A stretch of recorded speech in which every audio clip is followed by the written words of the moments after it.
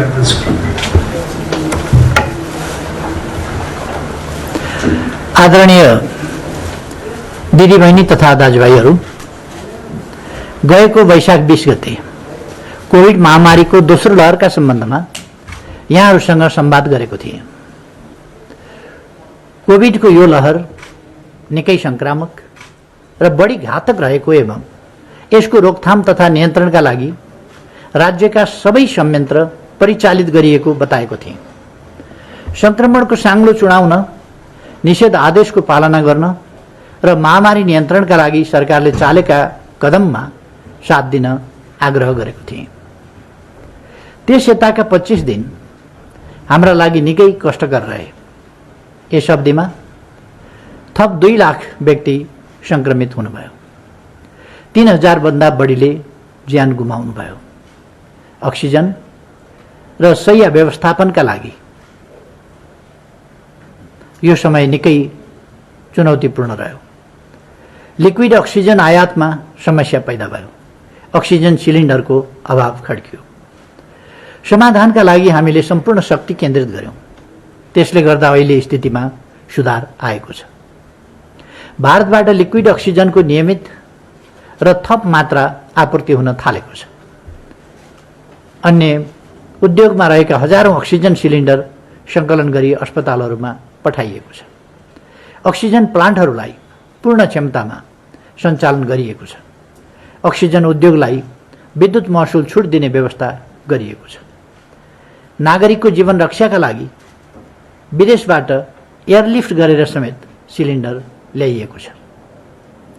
अस्पतालहरूमा oxygen plant जडान गर्न पर्याप्त रकम पठाइएको छ।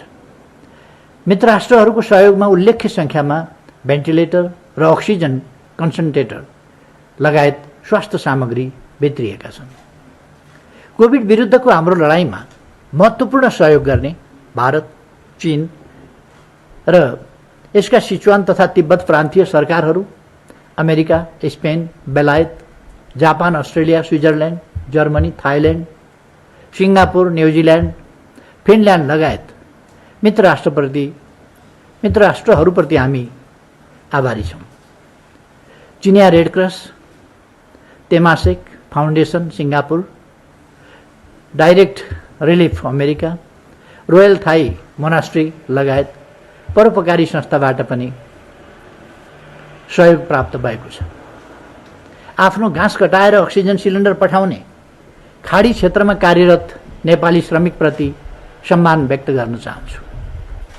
गैर आवासीय नेपाली सङ्घ र देशका उद्यमी, व्यवसायी र समाजसेवी लगायत सबै सहयोगीहरू धन्यवादका पात्र हुनुहुन्छ।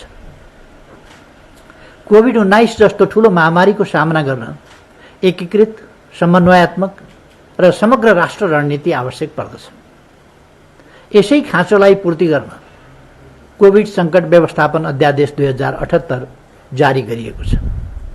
यसबाट राज्यको सम्पूर्ण शक्ति कोभिड विरुद्ध परिचालित गर्ने बाटो सहज भएको छ। अध्यादेशको व्यवस्था बमोजिम प्रधानमन्त्रीको अध्यक्षतामा निर्देशक समिति र यस मातहत 24 घण्टा खटिने गरी कोभिड सङ्कट व्यवस्थापन केन्द्र स्थापना भएको छ। वीर अस्पताललाई कोभिड युनिफाइड केन्द्रीय अस्पताल तोकिएको छ। यहाँबाट कोभिड बिरामीहरूले स्क्रिनिङ, डायग्नोस्टिक, उपचार र अन्य सेवा पाउनुहुनेछ।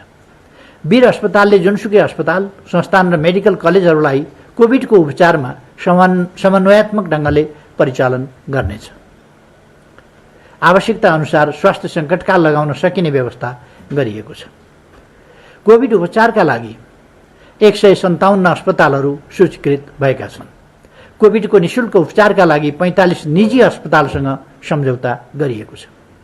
महामारी सुरु भएको 1 वर्षको अवधिमा भेन्टिलेटरको संख्या 337बाट 904, आइसियु बेड 2600बाट 3000 पुर्याइएको छ। अस्पतालमा 2853 हाई डिपेन्डेन्सी युनिट थप भएका छन्। 900 अक्सिजन कन्सन्ट्रेटर थपिएका छन्। छिट्टै 180 भेन्टिलेटर, 630 आइसियु, 1400 एचडियु र 19 अक्सिजन प्लान्ट थपिनेछन्। कोभिड महामारीमाथि निर्णायक विजयका लागि खोप अनिवार्य छ।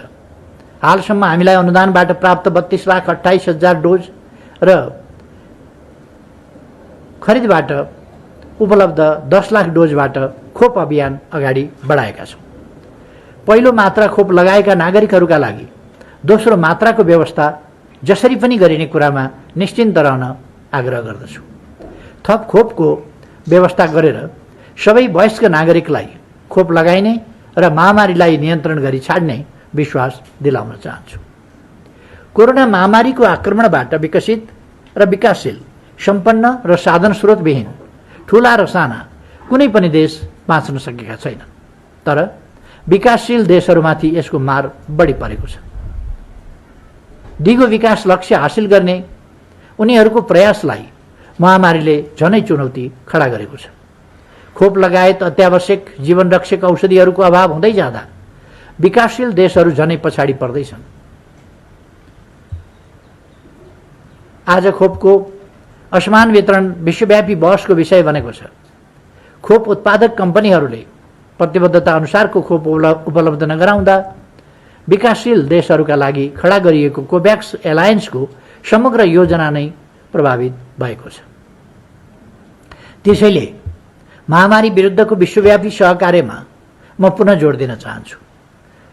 G7 र G20 अर्थात् G7 र G20 लगायत विकसित मुलुकहरूले अन्तर्राष्ट्रिय उत्तरदायित्व वहन गर्न आवश्यक छ।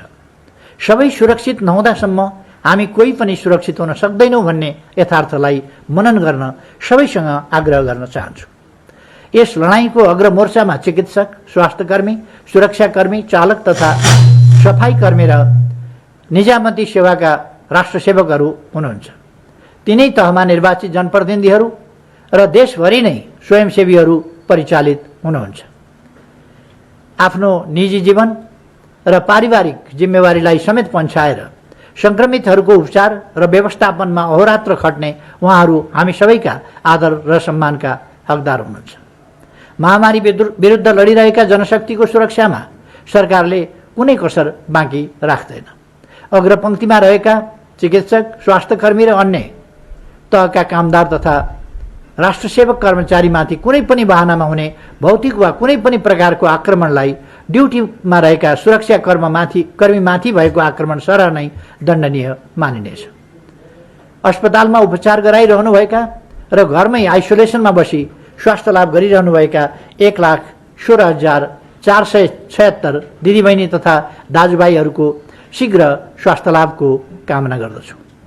6,951 नागरिकहरूको निधनप्रति गहिरो दुःख व्यक्त गर्दै शोकाकुल परिवर्जनमा हार्दिक समवेदना प्रकट गर्दछु।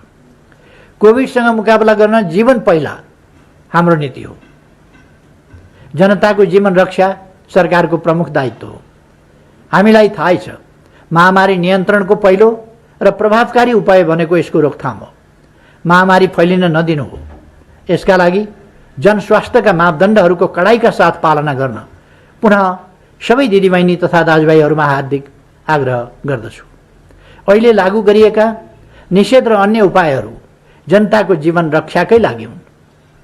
जीविका अर्थात् अर्थतन्त्रको रक्षाको दायित्वप्रति पनि सरकार उत्तिकै सचेत रहेको विश्वास दिलाउन चाहन्छु।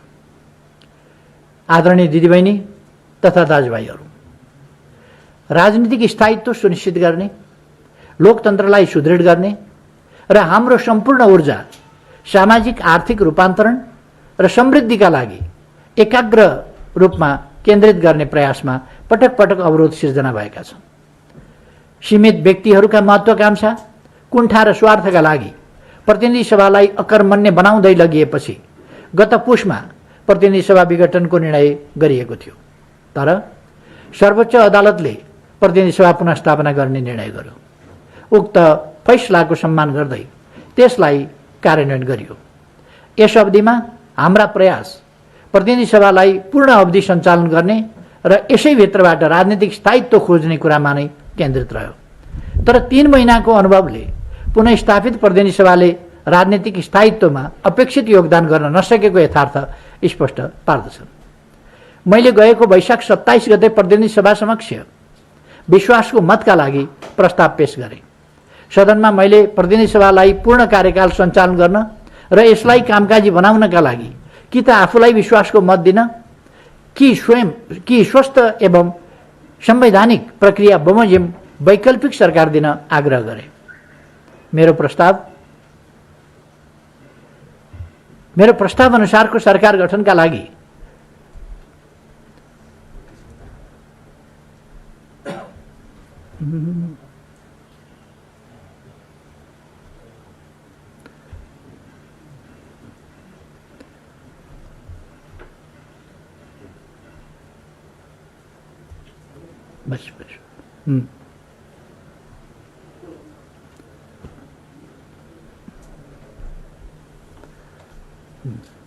सदनमा मैले प्रतिनिधि सभालाई पूर्ण कार्यकाल सञ्चालन गर्न र यसलाई कामकाजी बनाउनका लागि कि त आफूलाई विश्वासको मत दिन कि स्वस्थ एवं संवैधानिक प्रक्रिया बमोजिम वैकल्पिक सरकार दिन आग्रह गरे। मेरो प्रस्ताव असफल भयो। संविधानको धारा 76 को उपधारा 2 अनुसारको सरकार गठनका लागि सम्माननीय राष्ट्रपतिले दिनुभएको समय पनि त्यत्तिकै व्यतीत भयो। यसरी प्रतिनिधि सभा न सरकारलाई विश्वासको मत प्रदान गर्ने न त वैकल्पिक सरकार नै दिन सक्ने गरी अकर्मण्यतामा फस्न पुग्यो। त्यस यताका 10 दिनसम्म पनि विश्वासको प्रस्तावमा मतदान हुँदाका बखतको परिस्थितिमा तात्विक परिवर्तन आएको मैले पाइन। मैले पुनः विश्वासको मत पाउन सक्ने भरपर्दो आधार पनि देखिन। संसदमा सरकारको वार्षिक नीति र कार्यक्रम तथा बजेट प्रस्तुत गर्ने समय नजिक आइसकेको परिस्थितिमा राजनीतिक अन्योल कायम राख्नु उचित हुँदैनथ्यो। यसै पृष्ठभूमिमा मैले गएको जेठ 6 गते मार्ग प्रशस्त गर्दै संविधानको धारा 76 को उपधारा 5 अनुसारको सरकार बनाउने प्रक्रिया सुरु गर्न सम्माननीय राष्ट्रपतिज्यू समक्ष सिफारिस गरे। यो कदम मुलुकलाई राजनीतिक अन्योलबाट सकेसम्म छिटो मुक्त गर्ने उद्देश्यबाट प्रेरित थियो। यसैबीच जनता समाजवादी पार्टीले मलाई प्रधानमन्त्रीमा समर्थन गर्ने संस्थागत निर्णयको पत्र हस्तान्तरण गर्यो।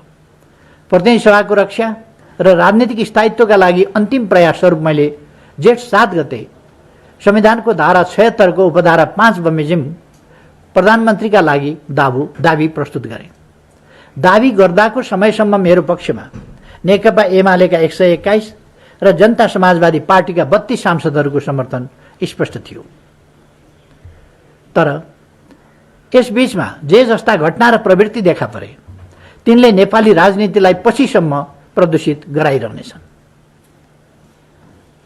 हामीले अवलम्बन गरेको बहुदलीय प्रणालीका सिद्धान्त, संसदीय मूल्य मान्यता एवं पार्टी र संसदीय दलका संस्थागत निर्णयलाई धज्जी उडाउँदै नेकपा एमाले र जनता समाजवादी पार्टीका केही सांसदहरूले नेपाली कांग्रेसका नेतालाई प्रधानमन्त्री बनाउन हस्ताक्षर गर्नुभयो।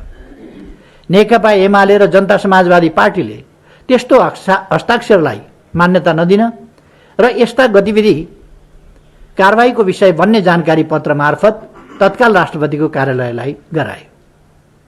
बहुदलीय प्रणाली विपरीतका त्यस्ता हस्ताक्षरलाई आधार बनाएर माननीय शेरबहादुर देउवाजीलाई प्रधानमन्त्री नियुक्त गर्ने सम्भावना त थिएन नै।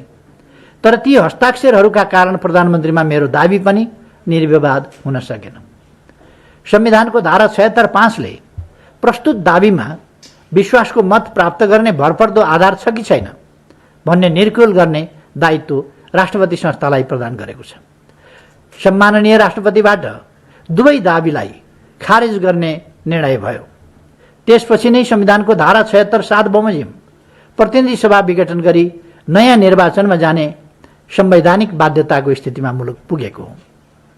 संविधानको स्पष्ट व्यवस्था र सर्वोच्च अदालतको फागुन 11 को अथवा गत फागुन 11 गतेको फैसलामा भनिएका सरकार गठनका सबै विकल्पहरूको प्रक्रिया पूरा भइसकेपछि भएको प्रतिनिधि सभा विघटनपछि आज राजनीतिमा जे जस्ता अराजनीतिक, असंसदीय र अलोकतान्त्रिक गतिविधिहरू देखा परेका छन् ती विडम्बनापूर्ण छन्।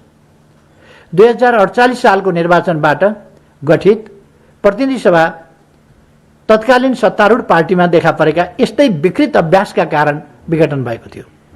त्यहाँबाट सुरु भएको विकृतिको श्रृङ्खला 10औं वर्षसम्म जारी रह्यो। त्यस विकृतिले तत्कालीन सरकारहरूलाई मात्र अप्ठ्यारो पारेन, बहुदलीय शासन प्रणालीप्रति नै जनतामा नैराश्यता र वितृष्णा पैदा गर्न भूमिका खेल्यो। दलहरूमा स्वार्थजन्य विभाजन, दलहरूबीच सिद्धान्तहीन गठबन्धन र दबाव प्रभावका बलमा सांसदहरूको ओहोरदोहोर मुख्य कारण थियो, जसले संसदीय व्यवस्थामाथि उग्र दक्षिणपन्थी र उग्र वामपन्थी दुवै कोणबाट हमलाका लागि आधार बनेको थियो। 20 वर्षपछि पनि नेपाली राजनीतिमा यिनै प्रवृत्ति दोहोरिनु दुःखद र दुर्भाग्यपूर्ण छ। हामीले अवलम्बन गरेको शासन प्रणाली जनताको प्रतिस्पर्धात्मक बहुदलीय लोकतान्त्रिक शासन प्रणाली हो।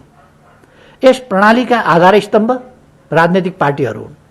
लोकतान्त्रिक पार्टीहरू कमजोर हुँदा कसरी मुलुक हिंसाको दुष्चक्रमा फस्दो रहेछ र तानाशाही शासनका लागि बाटो खुल्दो रहेछ भन्ने निकट अतीतको अनुभवलाई हामीले यति चाँडै बिर्सन सक्छौँ र?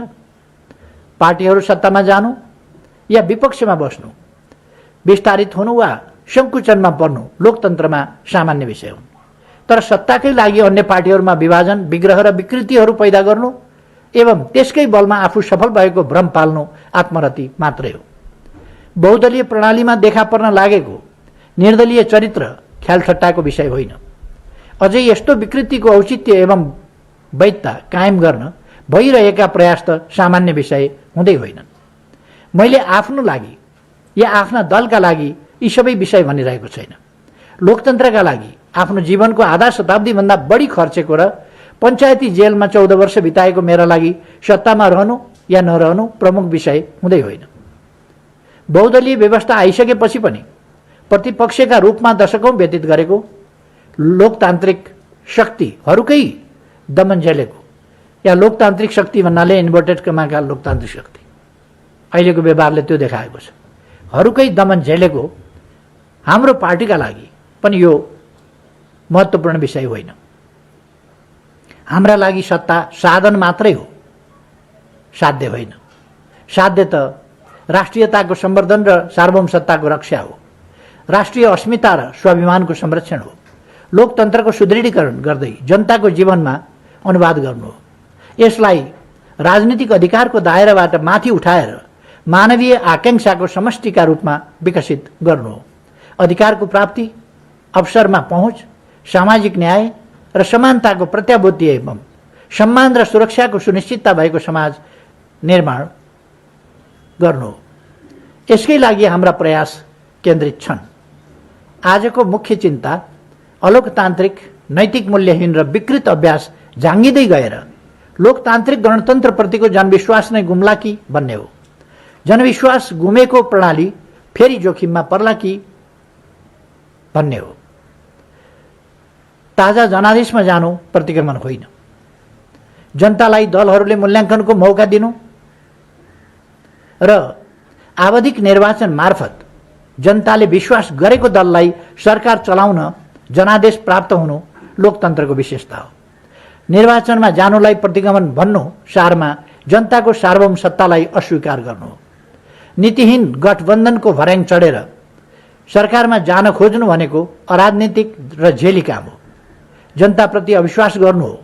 निर्वाचन निष्पक्ष र स्वच्छ हुने कुरामा मैले बारम्बार जोड दिएको छु। परिणामलाई ध्यानमा राखेर होइन, लोकतान्त्रिक प्रणाली र पद्धतिलाई ध्यानमा राखेर निर्वाचन सम्पन्न गरिनेछ। मनमा कुनै आशंका छन् भने फेरि भन्न चाहन्छु, आउनुहोस्, निर्वाचनका लागि सबै दलहरू सरकारमा सहभागी बन्नुहोस्। मैले यो प्रतिनिधि सभा पुरै अवधि चलोस् भन्नेमा कुनै कतै कसर बाँकी नराखी प्रयास गरेको हुँ, तर मेरो प्रयासलाई सफल हुन दिइएन। हुन त प्रतिनिधि सभा पुरा अवधि चल्नु या सरकारले जेनतेन 5 वर्ष कार्यकाल पुरा गर्नु मात्रै राजनीतिक स्थायित्वका लागि पर्याप्त हुँदैन। राजनीतिक स्थायित्वको मूल पक्ष नीतिगत संगति, निर्णयको निरन्तरता र कार्यान्वयनको सुनिश्चितता हो। राजनीतिक स्थायित्वको केन्द्रबिन्दु राष्ट्र र जनताको हितको संरक्षण र सम्वर्धन हो। हामी जनताको हित हुने प्रत्याभूति सहितको राजनीतिक स्थायित्वका पक्षमा छौँ। पार्टी एकताको रक्षाका लागि हाम्रो तर्फबाट गरिएका अथक प्रयास सार्वजनिक नै छन्। नेपाल कम्युनिस्ट पार्टी नेकपाको एकता कायम गर्न अन्तिम समयसम्म पनि प्रयत्न गरिएकै हो। अस्थिरता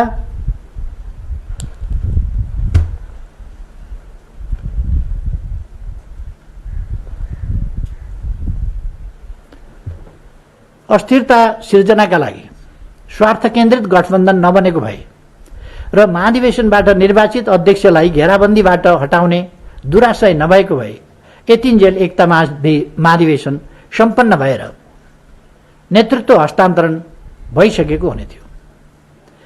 फागुन 23 गतेको फैसलापछि पनि एकता जोगाउन सकिन्छ कि भनेर मैले आफैले पहल गरेको हुँ, तर मेरो प्रयासलाई कतिपयले मजाकको विषय बनाउनु भयो।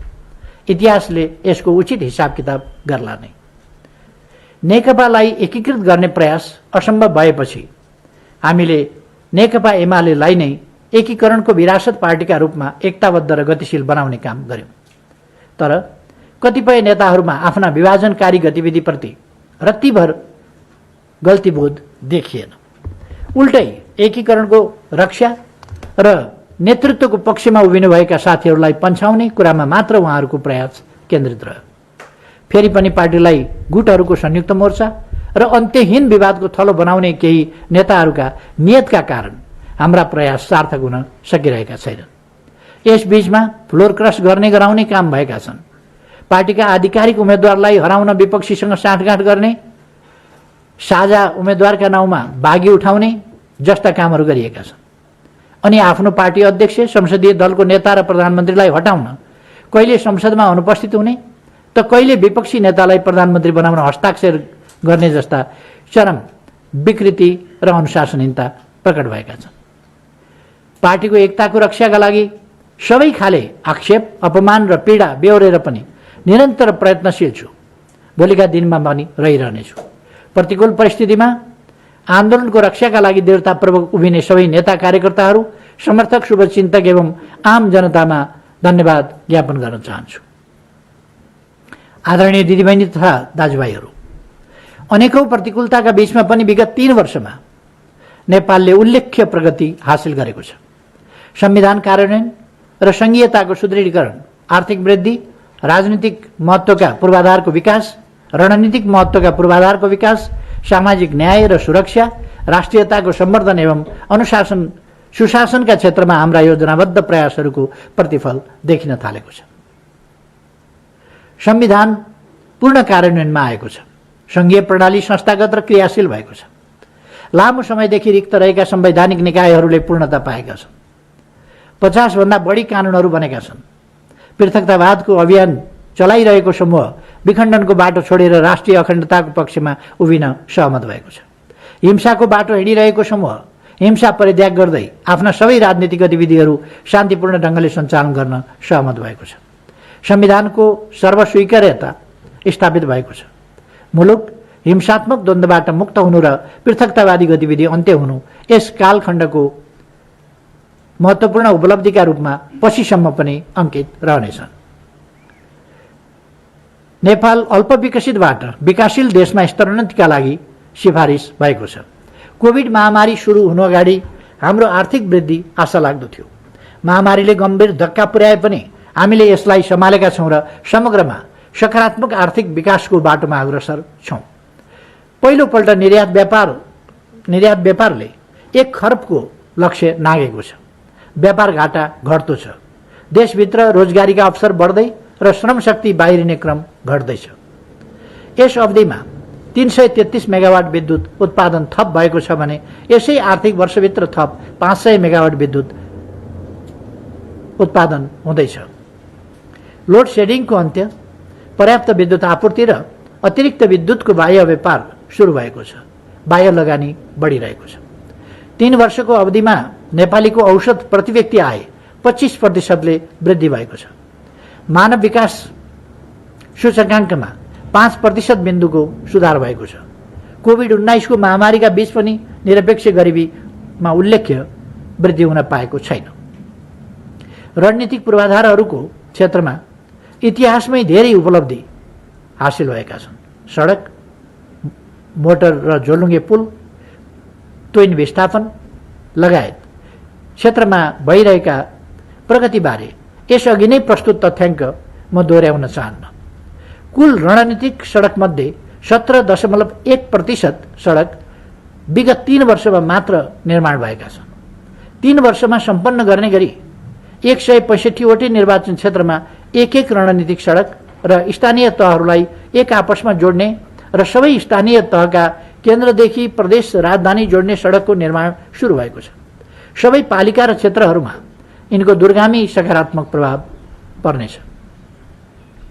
तीव्र रूपमा निर्माण भइरहेको काठमाडौँ तराई द्रुत मार्गले केही वर्षभित्रै परिणाम दिनेछ। विस्तार भइरहेको पूर्व पश्चिम राजमार्ग, निर्माण सम्पन्न हुन थालेको पुष्पलाल लोकमार्ग र निर्माणाधीन मदन भण्डारी राष्ट्रिय राजमार्गले अर्थतन्त्र र सामाजिक जीवनलाई थप गतिशील बनाउनेछन्। बहुप्रतीक्षित हुलाकी राजमार्गका महत्त्वपूर्ण खण्ड सम्पन्न भएसँगै तराईमा विकासका सम्भावना थपिएका छन्। भैरवा र पोखरामा निर्माण सम्पन्न हुने चरणमा पुगेका अन्तर्राष्ट्रिय विमानस्थलहरूले पर्यटन प्रवर्धनमा उल्लेख्य योगदान गर्नेछन्। गोदावरीमा 3000 र लुम्बिनीमा 5000 क्षमताका सभाहाल निर्माण भएका छन्। जयनगर जनकपुर कुर्था रेल छिट्टै सञ्चालनमा आउनेछ। नागढुङ्गा सुरुङ मार्ग निर्माण तीव्र रफ्तारमा अगाडि बढेको छ भने सिद्धबाबा सुरुङ निर्माणका लागि बोलपत्र आह्वान भएको छ। चिर प्रतीक्षित मेलम्चीको पानी काठमाडौँमा अवतरणसँगै काठमाडौँवासीका पानीको तिर्खा मेटिएको छ। छिट्टै याङ्ग्री र लार्केको पानी मेलम्चीमा सामेल गरेर खानेपानीको समस्याको दिगो समाधान गर्ने प्रयास अगाडि बढेको छ। सङ्घ, प्रदेश र स्थानीय तहको समन्वयबाट कुल जनसङ्ख्याको 92%लाई आधारभूत खानेपानी सुविधा उपलब्ध गराउन सफल भएका छौँ। बेरी बेवाई डाइभर्सनको सुरुङको काम सम्पन्न भएर सिँचाइ पूर्वाधारका काम सुरु भएका छन् भने सुनकोशी मरिन डाइभर्सनको काम सुरु भएको छ। यी दुई गेम चेन्जर परियोजनाले तराईवासीहरूका वर्षौं पुराना सपनालाई पूरा गर्दै हामीलाई खाद्यान्नमा आत्मनिर्भर बनाउन योगदान गर्नेछन्। भूकम्पपछिको पुनर्निर्माणलाई हामीले उदाहरणीय रूपमा सम्पन्न गरेका छौँ। भूकम्पका कारण बेघरबार बनेका 8 लाखभन्दा बढी परिवार सुरक्षित घरमा फर्किन थाल्नु भएको छ। विद्यालय भवन, स्वास्थ्य संस्थाहरू र सरकारी कार्यालयहरूको पुनर्निर्माण तीव्र रफ्तारमा अगाडि बढेको छ। हाम्रो पुनर्निर्माण सामर्थ्यको प्रतीक बनेर धरहरा, रानीपोखरी र दरबार हाइस्कुल आदि राजधानीका मुटुमा स्थापित भएका छन्। भव्य रूपमा सम्पन्न भएको दक्षिण एसियाली खेलकुदमा नेपालको उत्कृष्ट प्रदर्शन गरेको छ। त्रिदेशीय फुटबल, क्रिकेटहरूमा पनि नेपालको प्रदर्शन उदाहरणीय रहेको छ। हरेक नेपाली व्यवस्थित ओत भएको सुरक्षित घरमा बस्न पाउन पर्छ भन्ने सरकारको प्रतिबद्धता अनुरूप 3 वर्षको अवधिमा 13,000 भन्दा बढी जनता आवास निर्माण भएका छन्। 17,000 फुस तथा खर्का छाना जस्ता पाताले प्रतिस्थापन गरिएका छन्। कसैले पनि सडकमा जीवन गुजारा गर्न नपरोस् भन्ने उद्देश्यले सडक मानवरहित सहर र बस्तीको अवधारणा कार्यान्वयनमा ल्याइएको छ। चक्रवात अथवा टोर्नाडोबाट घरबारविहीन बन्न पुगेका नागरिकहरूका लागि छोटो समयमै 869 सुरक्षित घर निर्माण गरेर हस्तान्तरण गरिएको छ। बाढी, पहिरो, डुबान, आगलागी, चट्याङ आदिबाट घरबारविहीन हुन पुगेका नागरिकलाई सुरक्षित आवास उपलब्ध गराउने प्रक्रिया सुरु भएको छ। सुकुम्बासी समस्या र अव्यवस्थित बसोबासको समस्या समाधान गर्न उच्च स्तरीय आयोग गठन गरी कार्य प्रारम्भ गरिएको छ। सरकारी, सार्वजनिक र गुठी जग्गाको यथार्थ अवस्था पहिचान गरी प्रतिवेदन पेश गर्न गठित कार्यदलको प्रतिवेदन प्राप्त भएको छ। 200 हेक्टर अतिक्रमित सरकारी जग्गा फिर्ता ल्याइएको छ। मुलुक प्रमुख पशुपन्छी जन्य पदार्थमा आत्मनिर्भर भएको छ। प्रमुख खाद्यान्न बालीको उत्पादनमा 11% वृद्धि भएको छ। कृषक सूचीकरण अभियान सुरु गरिएको छ। 3 वर्षको अवधिमा थप 30,000 हेक्टर जमिनमा सिँचाइ सुविधा पुर्याइएको छ। देशभित्रै रासायनिक मल कारखाना स्थापना गर्ने प्रक्रिया अगाडि बढेको छ। माटोको गुणस्तरको डिजिटल परीक्षण सुरु गरिएको छ। मेरो कित्ता नामक एप्स कार्यान्वयनमा आएसँगै नागरिकहरूले आफ्नो जग्गाको कित्ता नम्बर सहितको नक्सा आफैले हेर्न र छाप्न सक्ने व्यवस्था भएको छ। यसै आर्थिक वर्षमा 6वटा नयाँ औद्योगिक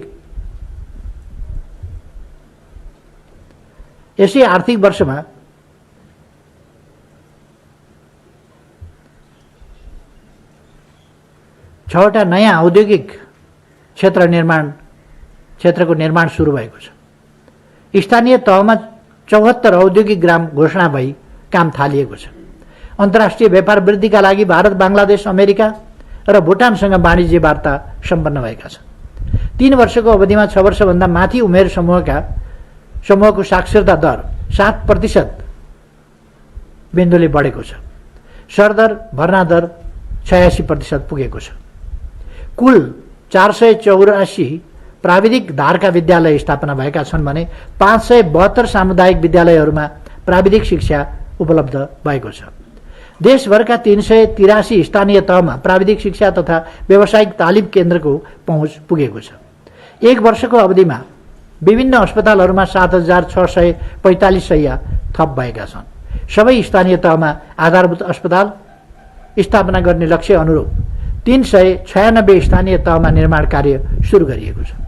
1 वर्ष अगाडि कोभिड लगायत केही जटिल परीक्षण स्वदेशमा हुन नसक्ने अवस्था रहेकोमा हाल स्वदेशमै 87 प्रयोगशालामा कोभिड-19 को परीक्षण हुने गरेको छ। कडा रोग लागेका कुल 38,909 जनालाई निशुल्क स्वास्थ्य उपचार गरिएको छ। 75 जिल्लामा स्वास्थ्य बीमा कार्यक्रम विस्तार गरिएको छ। सामाजिक सुरक्षा कार्यक्रम 32 लाख, त्यस कार्यक्रममा 32,59,000 नागरिक आबद्ध भइसकेका छन्। सामाजिक सुरक्षा कोषमा 13,700 प्रतिष्ठान र 2 लाख श्रमिक आबद्ध भएका छन्। प्रधानमन्त्री रोजगार कार्यक्रम मार्फत 2 लाख प्रत्यक्ष रोजगारी उपलब्ध भएको छ। 138 स्थानीय तहमा राष्ट्रपति महिला उत्थान कार्यक्रमबाट महिलाहरूको जीविकोपार्जन सुधार कार्य सुरु भएको छ। जोखिममा परेका 150 भन्दा बढी सुत्केरीको हवाई उद्धार गरिएको छ।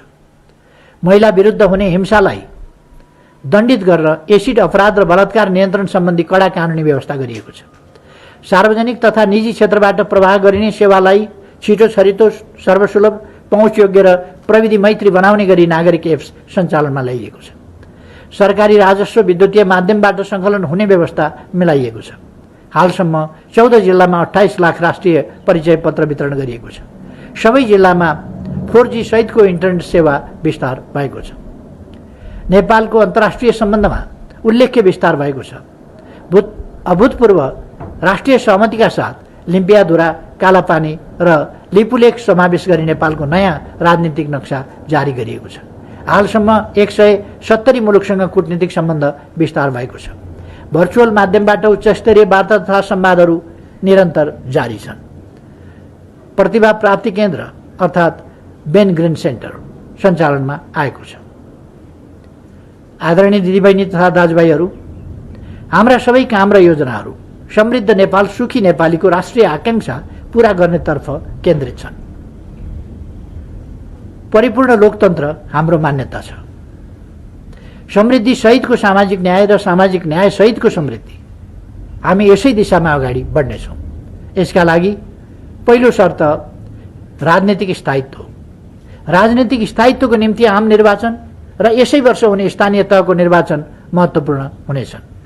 यी निर्वाचनहरू मार्फत हामी हाम्रो संघीय लोकतान्त्रिक गणतन्त्रलाई सुदृढ बनाउनेछौँ। जनतामा अहिले देखा परेको क्षणिक निराशाको अन्त्य गर्नेछौँ।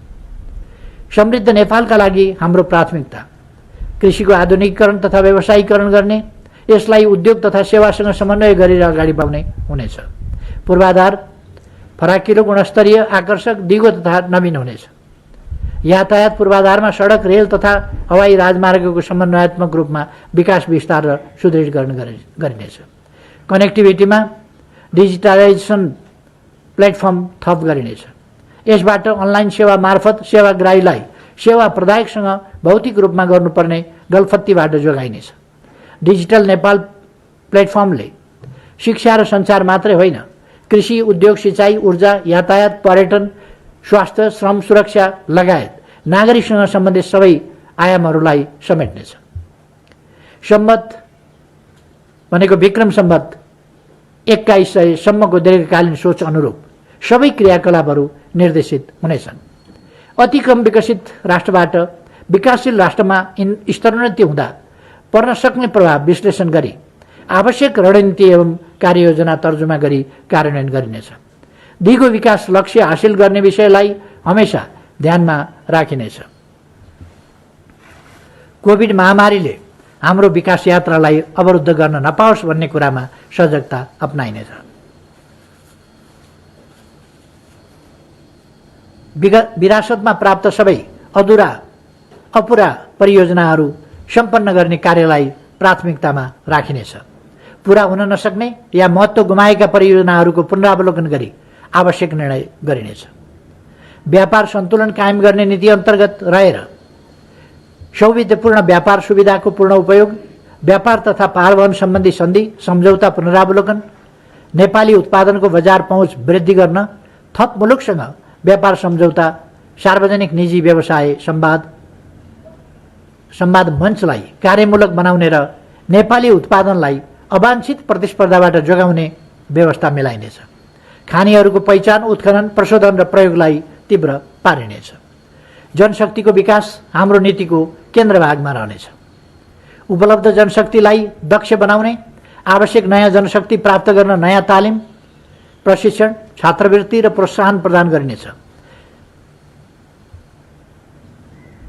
अन द जब अथवा कार्यक्षेत्रमै तालिमबाट क्षमता अभिवृद्धि गर्ने र अध्ययनरत विद्यार्थीहरूलाई इन्टर्नशिप सेवा मार्फत भविष्यको श्रम बजारप्रति जानकार बनाउने विधि अपनाइनेछ। हजारौंको संख्यामा आवश्यक प्राविधिक जनशक्ति तयार गर्ने एवं प्राविधिक र आम शिक्षा बीच अनुपातमा सन्तुलन कायम गरिनेछ। कुनै बालबालिका विद्यालय बाहिर नरहने, पढाइ बिचाइमा छाड्ने स्थिति, ड्रपआउट हुने अवस्थालाई नियन्त्रण गर्ने तथा सबैलाई गुणस्तरीय शिक्षाको पहुँचभित्र ल्याउने कार्यक्रम अघि बढाइनेछ। पूर्वाधार आयोजनाको पहिचानदेखि अन्त्यसम्मका सबै चरणमा समन्वय गर्न, स्रोतको कुशल र दक्ष उपयोग गर्न, दोहोरोपना हटाउन र सम्बद्ध निकायहरूको जिम्मेवारी स्पष्ट गरी सबै प्रकारका सार्वजनिक पूर्वाधार एकीकृत अवधारणामा विकास गर्न अधिकार सम्पन्न उच्चस्तरीय सम्बन्ध निर्माण गरिनेछ। सार्वजनिक निजी साझेदारी तथा सरकारी लगानी ठूला जलाशययुक्त विद्युत उत्पादनमा केन्द्रित गर्ने, विद्युतमा आधारित यातायात प्रणालीको विस्तार र विद्युतीय सवारी साधनको प्रयोगलाई प्रोत्साहन गर्ने तथा बचत हुने विद्युत छिमेकी मुलुकहरूमा निर्यातको व्यवस्था गरिनेछ। भारतका आन्तरिक जलमार्गका साहिबगञ्ज, कालुघाट र वाराणसी बन्दरगाहको उपयोग गरी आन्तरिक जलमार्ग मार्फत अन्तर्राष्ट्रिय व्यापार विस्तार गरिनेछ। विपद जोखिमबाट सुरक्षित नेपाल निर्माणको नीति लिइनेछ। यसका लागि जोखिम मुक्त संरचना निर्माण, विपदको पूर्व सूचना प्रणालीको विकास, विपद सम्बन्धी जनचेतना अभिवृद्धिमा जोड दिइनेछ। साथै प्रदेशमा आवश्यक सेवा सुविधा सहित तत्काल क्रियाशील हुने विपद उद्धार तथा व्यवस्थापन केन्द्रको व्यवस्था गरिनेछ। प्राकृतिक प्रकोपको उच्च जोखिम र निरन्तरको विपदको वास्तविकतालाई ध्यानमा राखी विपद पछिको पुनर्निर्माण सम्बन्धी कार्यको व्यवस्थापन गर्न राष्ट्रिय विपद जोखिम न्यूनीकरण तथा व्यवस्थापन प्राधिकरणको पुनः संरचना गरिनेछ। विपदबाट विस्थापित परिवारलाई उपयुक्त बसोबासको व्यवस्था, जोखिमयुक्त बस्तीहरूको सुरक्षित स्थानान्तरण, एकीकृत बस्तीको विकास र फुसले छाएका भवनका छाना जस्ता पाताले प्रतिस्थापन गर्ने नीतिलाई निरन्तरता दिइनेछ। वन डढेलो लगायत विपत्तिहरूको सामना गर्न साधन स्रोतको प्रबन्ध गरिनेछ। नेपालको प्रकृति, संस्कृति, पर्यावरण र सामाजिक जीवनलाई प्रवर्धन गर्दै आकर्षक पर्यटन गन्तव्य बनाउने नीति लिइनेछ। नेपालको सभ्यता, संस्कृति, कला, साहित्य, भाषा, रहनसहन, चाडपर्व, रीतिरिवाज, परम्परा र वेशभूषा एवं प्राकृतिक तथा सांस्कृतिक सम्पदालाई सफ्ट पावरको रूपमा विश्वसामु प्रस्तुत गरिनेछ।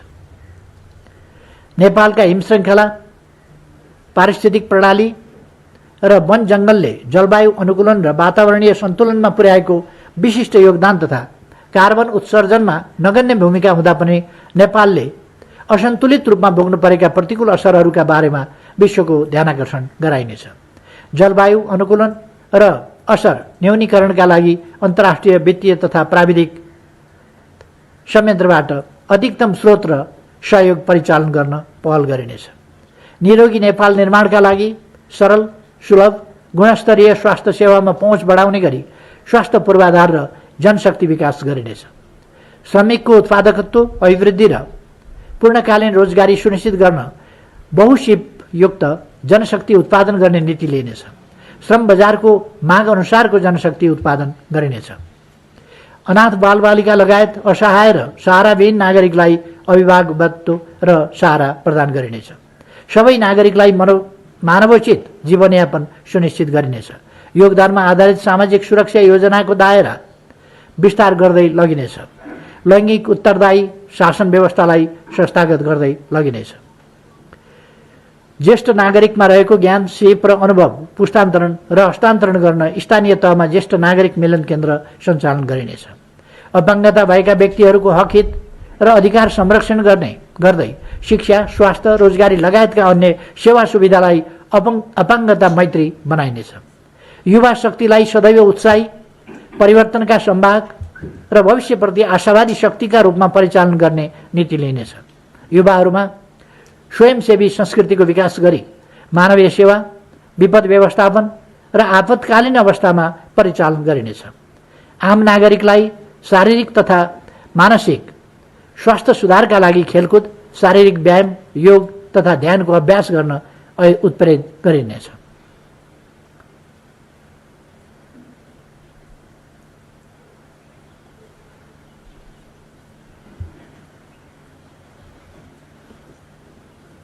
पूर्ण सरकारको अवधारणामा नीति तथा कार्यक्रम कार्यान्वयन र सेवा प्रवाह गर्न सक्षम राज्य संयन्त्रको निर्माण गरिनेछ। राजनीति र प्रशासनबीच समन्वय, निष्पक्षता, तटस्थता र हस्तक्षेपको संस्कृति विकास गरिनेछ। भ्रष्टाचार विरुद्ध शून्य सहनशीलताको प्रतिबद्धतालाई निरन्तरता दिइनेछ। सेवाका क्षेत्रहरू सर्वसुलभ, छरितो र प्रभावकारी बनाउने नीति लिइनेछ। सरकारी सेवा प्रभावकारी बनाइनेछ। संक्रमणकालीन न्यायका बाँकी कार्य प्राथमिकताका साथ सम्पन्न गरिनेछ। बेपत्ता पारिएका व्यक्तिको छानबिन आयोगबाट पीडित परिचय पत्र प्राप्त व्यक्तिहरूलाई सहुलियत तथा सुविधा उपलब्ध गराइनेछ। लोकतन्त्रका योद्धाहरूको अभिलेखीकरण र सम्मानको कार्यक्रमलाई निरन्तरता दिइनेछ। शान्ति सुरक्षालाई प्रभावकारी बनाई आम नागरिक र सम्पत्तिको सुरक्षा प्रत्याभूत गरिनेछ। राष्ट्रिय सुरक्षा र प्रतिरक्षा प्रणालीलाई सबल बनाइनेछ। सीमा क्षेत्रका थप स्थानहरूमा सशस्त्र प्रहरी बलको बोर्डर आउटपोस्ट स्थापना गरिनेछ। हवाई तथा स्थल मार्गबाट आवतजात गर्ने विदेशी नागरिकको अभिलेख व्यवस्थित गरिनेछ। सुरक्षा कर्मीहरूका समस्या समाधानमा विशेष ध्यान दिइनेछ। नेपालको अन्तर्राष्ट्रिय सम्बन्ध, राष्ट्रिय हित, पारस्परिक लाभ र सम्मान, अन्तर्राष्ट्रिय प्रतिबद्धता तथा दायित्व र न्यायमा आधारित हुनेछ। नेपालको राष्ट्रिय हितलाई केन्द्रमा राखी सार्वभौम समानता, विश्वास, समझदारी र सहकार्यका आधारमा छिमेकी तथा मित्र राष्ट्रहरूसँग सम्बन्ध सुदृढ बनाइनेछ। ऐतिहासिक सन्धि नक्सा, तथ्य तथा प्रमाणका आधारमा कूटनीतिक माध्यमबाट मित्र राष्ट्र भारतसँगको सीमा सम्बन्धमा बाँकी रहेका र समय समयमा उठ्ने विषयहरूलाई समाधान गरिनेछ। नेपालको कनेक्टिभिटी र व्यापार विस्तारलाई सघाउ पुग्ने गरी सार्क, बिमस्टेक, BBIN जस्ता क्षेत्रीय मञ्चहरूमा सक्रिय भूमिका खेलिनेछ। विश्व शान्ति स्थापनामा योगदान पुर्याउन, समान चासो र हितका विषयमा सहकार्य गर्न, विश्वव्यापी महत्त्वका विषयहरूमा राष्ट्रिय हित अनुकूल हुने गरी भूमिका निर्वाह गर्न एवं आर्थिक सामाजिक विकासमा सहयोग परिचालन गर्न संयुक्त राष्ट्रसङ्घ लगायत अन्य बहुपक्षीय मञ्च र सङ्घ संस्थाहरूमा नेपालको उपस्थितिलाई अझ प्रभावकारी र सशक्त बनाइनेछ। द्वन्द्व व्यवस्थापन र मौलिक शान्ति प्रक्रिया, महिला सशक्तिकरण, नागरिक हक प्रत्याभूतिको वृहत खाका लगायत समानता र न्यायका क्षेत्रमा नेपालले हासिल गरेका विशिष्ट उपलब्धिहरू तथा विश्व शान्ति स्थापना र पर्यावरणीय सन्तुलन कायम राख्न पुर्याएको अतुलनीय योगदान विश्व सामु स्थापित गर्न एवं समसामयिक चासो र साझा हितका विषयमा विचार विमर्श र छलफल गर्न अन्तर्राष्ट्रिय स्तरको सगरमाथा संवादलाई उपयोग गरिनेछ। संवादको पहिलो श्रृङ्खलाको रूपमा आगामी आर्थिक वर्ष जलवायु परिवर्तन सम्बन्धी विषयमा संवादको आयोजना गरिनेछ। आगामी आर्थिक वर्षमा गरिने कार्यक्रमहरू यिनै नीतिहरूको आधारमा अर्थमन्त्रीको बजेट वक्तव्य मार्फत सार्वजनिक गरिनेछ। आदरणीय दिदीबहिनी तथा दाजुभाइहरू, लोकतन्त्र एउटा मर्यादित, अनुशासित र विधिमा आधारित प्रणाली हो।